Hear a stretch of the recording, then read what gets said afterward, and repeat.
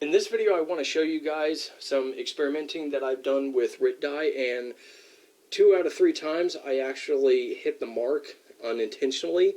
It was just my first experiment with gear that I didn't really think that I was going to need right away, so I'm actually pretty happy with it. But let me go ahead and orient you guys on the whole thing. So I have the 3-color desert. I have a rucksack in 3-color desert here, and I have one in UCP, as you can see.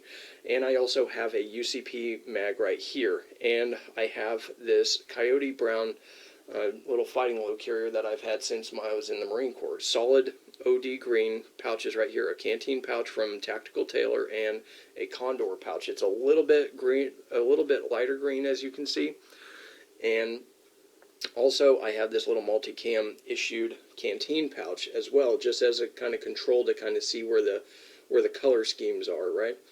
So let's go ahead and get into it a little bit. So the first one that I did would be these 2 items right here, a bandolier and a sustainment pouch. This sustainment pouch is very worn. It barely has any of the UCP pattern left on it, and this was the first 2 pieces that I tried. And what I did was the olive drab mixture from the RIT dye website, and that was half a cup of Kelly green and half a cup of Camel with a 1/4 cup of dark brown in a 3-gallon vat. So I heated up the 3 gallons on the stove first, dumped it into a black tote, a very strong black tote that could sustain those temperatures, or withstand it rather, without warping. And then I added a cup of vinegar, or roughly a cup. I just kind of eyeballed it. And then I dumped this stuff in there and just stirred it for like 10 minutes. I wasn't going to do the full 30 minutes like they said to do, but I just kept on stirring it and stirring it. Now, the bandolier stayed in a little bit longer than the sustainment pouch, but I think the results are pretty much the same. It's just that the top flaps here are more of they were more dark. They were more the gray, so it was basically this color right here, so it wasn't like the white, basically. So you can see anywhere that was lighter colored actually took the color very well. And actually, we should flip it around here. But you can see not much of any difference here at all.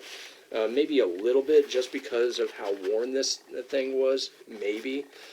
So it might have faded out the base light color anyways, but overall, it fits in really well with my fighting load carrier. You can see that brown almost looks exactly like the fighting load carrier.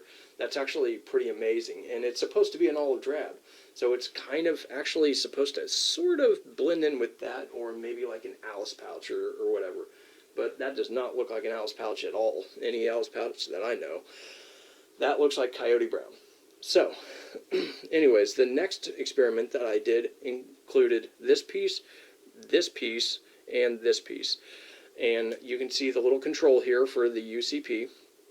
So this was a half a cup of Kelly green and a half a cup of Camel, and with in a 3-gallon mixture. No dark brown at all.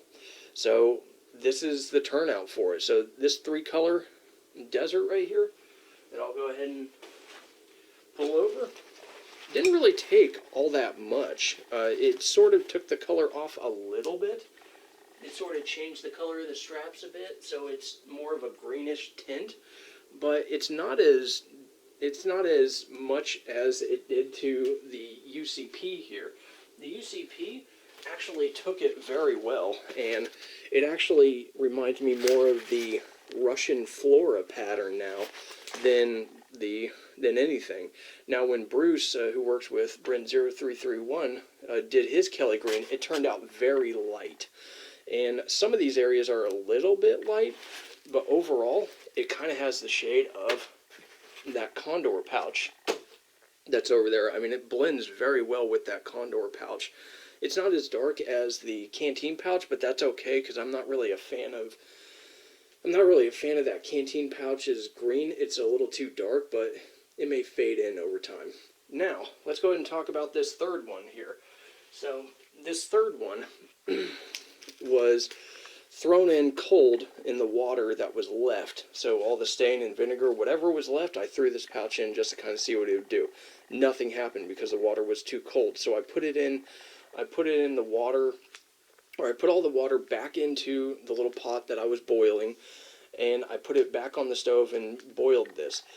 I wasn't too happy with the green when it was wet because it looked a little too, I was afraid it was going to be a little too light, but it actually turned out darn near perfect.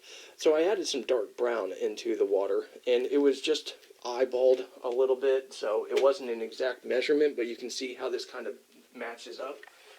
We got these two patterns together. It sort of hit right in the middle, so it retains a little bit of green, but it's somewhere in the middle, but it doesn't really match anything. It's just kind of this coffee stained,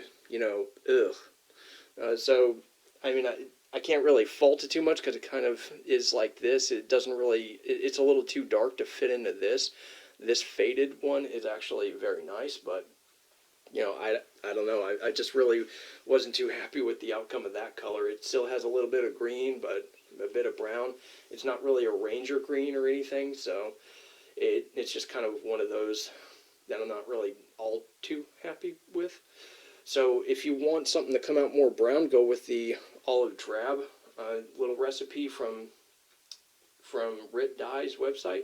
And if you want something that's more like OD, it seems like you just take out the dark brown out of that olive drab mixture, and that's what you get. You get either green or Coyote brown, and I'm just kind of lucky that I hit those, and I didn't have to waste any pouches, because these are both new pouches, completely new, and so they're still usable, and I'll still put them on. It's just, this one is just not like the other, right? Alright, but let me know what you think about this in the comments below. This is just my first experiment. The next thing that's going to happen is I'm probably going to dye this rucksack after running it through a washer. I'm probably going to dye it, this color right here. I'm probably going to give it a Coyote, and then, maybe give the sustainment pouches and all the little pouches here and there. It'll vary between whether I do a Coyote or the little OD treatment. But I think I'm going to have fun with this because this gear actually cost me less than $100. Like in this rucksack, I have a field pack, or I have the field pack complete with the frame and everything. It cost about $40.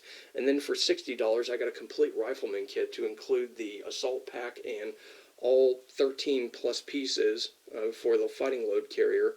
And then I got, for like $20, I was able to get 10 completely new pouches for, rifle magazines.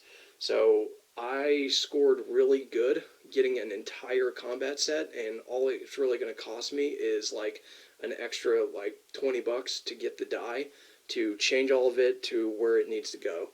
And I'm pretty happy with that. So I'll keep you guys informed on everything, but thanks a lot for watching, and you guys have a good one.